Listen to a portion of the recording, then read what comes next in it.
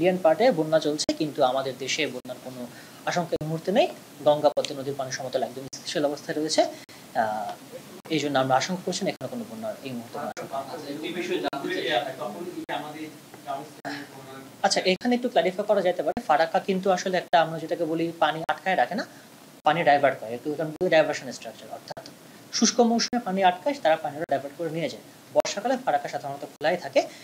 এবং এই মুহূর্তে উজানের যে অবস্থা ফারাক্কার, আমরা অবশ্যই আমাদের কাছে 100% তথ্য নেই, কিন্তু হাইড্রোলজি বা আমরা বিজ্ঞান মতে যেটা বুঝে থাকি যে ফারাক্কার গেট এই মুহূর্তে সবগুলো খোলাই রয়েছে, অর্থাৎ পানি গেট খুলে দিয়ে বন্যা হয়ে যাওয়ার মতো এমন কোনো সিচুয়েশন ফারাক্কাতে নেই। ফারাক্কার 109টা গেট আছে এবং বর্ষাকালীন মনসুন সময় সেগুলো সবসময় খোলাই থাকে।